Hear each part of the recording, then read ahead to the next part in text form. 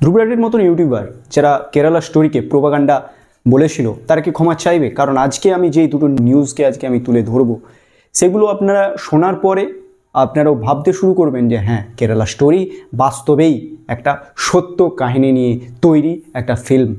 নমস্কার, আমি সুব্রত বড়বেলা, আপনারা দেখছেন আনস্ক্রিপ্টেড কথা। আজকের আলোচনা লাভ জিহাদ।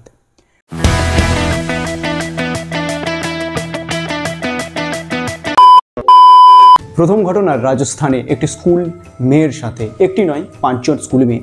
প্রথমে আসি এর সূত্রপাত কোথা থেকে। একটি স্কুলের বাইরে কিছু ছেলে দাঁড়িয়ে থাকতো, সেই ছেলের সাথেই দেখা হয় এই মেয়ের। এই মেয়েটি ক্যাফে দেখা করে এবং ক্যাফে তাদের সাথে শারীরিক সম্পর্ক হয়। একটি ভিডিও করে রাখে ওই ছেলেটি, তারপরে ব্ল্যাকমেল করতে থাকে। কীভাবে প্রকাশ্যে আসলো জনতার কাছে?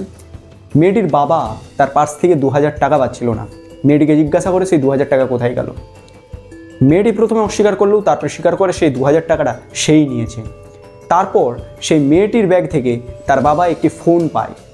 তারপর অনেক জিজ্ঞাসাবাদের পরে মেয়েটি স্বীকার করে হ্যাঁ, এই ফোনটা তারই। তারপরে আসে নতুন কিনিটি। তার দিদিও বলে যে একটি ছেলে তাদের দুজনকে ব্ল্যাকমেল করতো, তাদের শারীরিক সম্পর্কে ভিডিও করে তাদের কাছ থেকে অনেক টাকাও নিয়েছে সেই ছেলেটি একজন মুসলমান। স্থানীয় থানায় কমপ্লেন করতে যায়। কমপ্লেন করতে গিয়ে দেখে যে আরও 3 জন মেয়ে সেখানে কমপ্লেন করতে গিয়েছে। 10 জন মুসলমান ছেলের এই র্যাকেট 5 জন মেয়েকে, স্কুল পড়া মেয়ে, স্কুলের মেয়েকে তারা ব্ল্যাকমেল করতো, তাদেরকে শারীরিক সম্পর্ক করে তাদের ভিডিও করে তাদেরকে ব্ল্যাকমেল করতো। সেই ছেলে 10 জনকে অ্যারেস্ট করার পরে জানা যায় সেই ছেলেগুলিকে কিছুজন ব্যক্তি এই হিন্দু মেয়েদেরকে ফাঁসানোর জন্য 20 লাখ, 10 লাখ, 15 লাখ, এমনকি হিন্দুর জাত ভেদে এই টাকা দেওয়া হয়। ব্রাহ্মণ মেয়েকে ফাঁসালে 20 লাখ টাকা, অন্যান্য মেয়েকে ফাঁসালে 10 লাখ এবং 15 লাখ টাকা। ভাবতে শুরু করুন আমরা কোন সমাজে আছি। ভালোবাসার কোনো ধর্ম হয় না, জাত হয় না, এই ধরনের আমরা উক্তি শুনতে পাই। কিন্তু এই সমস্ত কিছু আমরা ভুলে যাই যখন আসে বাবা মায়ের ভালোবাসা, তাদের পরিশ্রম, বাবা মায়ের স্ট্রাগেল কোথায় আসে তখন আপনাদের এই ভালোবাসা। দ্বিতীয় ঘটনাটি ঘটে উত্তরপ্রদেশে। একজন মেয়ে যায় একটি বিয়ে বাড়িতে, তার বান্ধবীর থ্রুতে দেখা হয় ক্যাফের সাথে। ক্যাফ তাকে টাকার লোভ দেখায় এবং ভুলভাল বুঝিয়ে তাকে বাইকের থ্রু বাই রোড তাকে কেরালা নিয়ে যায়। কেরালা নিয়ে যেয়ে তার ধর্মান্তরিত করার চেষ্টা করে এবং মেয়েটি সেখানে গিয়ে দেখে তার মতন অনেক মেয়ে সেখানে আছে। কেউ নতুন, কেউ অলরেডি তাদের ধর্মান্তর হয়ে গিয়েছে। সেই মেয়েটি বুঝতে পারে যে সে কোনো ভুল ফাঁদে পা দিচ্ছে।